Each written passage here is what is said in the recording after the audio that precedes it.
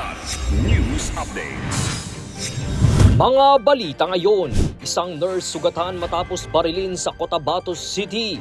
5 tao patay habang siyam ang sugatan matapos mahulog sa bangin ng isang tourist van sa Mountain Province. 600,000 pesos na halaga ng iligal na sigarilyo na samsam sa Valenzuela City, 5 ang arestado. Ako po si Cesar Soriano para ihatid ang nangungunang mga balita sa buong kapuluan ngayon. Isang nurse ang sugatan matapos barilin ng hindi patukoy ng mga suspect sa barangay Rosary Heights 7, Cotabato City kaninang umaga. Kinilala ang biktima na si Rizalinda Tulio, 36 na taong gulang at isang nurse sa Cotabato City Regional and Medical Center. Ayon sa inisyal na investigasyon, pauwi ang biktima mula sa kanyang night shift duty sa ospital nang barilin ito ng dalawang hindi patukoy na mga suspect. Natagpuan naman sa crime scene ang isang basyon ng bala ng kalibre 45 na baril. Patuloy pa rin ang isinasagawang investigasyon ngayon ng mga otoridad kung ano ang motibo at mga salarin sa insidente. 5 katao ang patay habang siyam naman ang sugatan matapos mahulog sa bangin ng isang tourist van sa Sadanga Mountain Province nitong Biyernes ng gabi.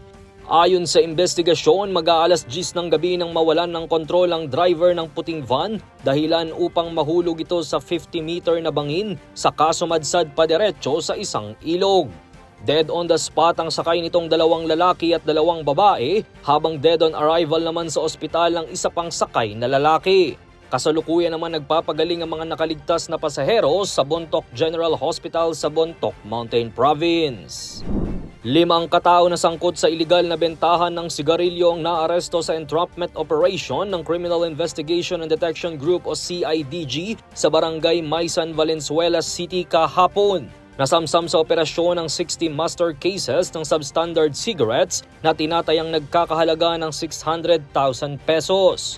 Nahaharap ang mga suspect sa kasong paglabag sa Republic Act No. 8424 o National Internal Revenue Code at Republic Act 10643 o Graphic Health Warning Laws. Paalala ng CIDG, kabilang sa paglabag sa batas ang pagbebenta ng sigarilyong walang tamang babala sa kalusugan at hindi pagbabayad sa buwis.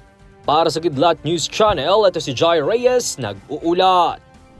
Ako po si Cesar Soriano, kasama nyo sa bawat pagputo ng balita.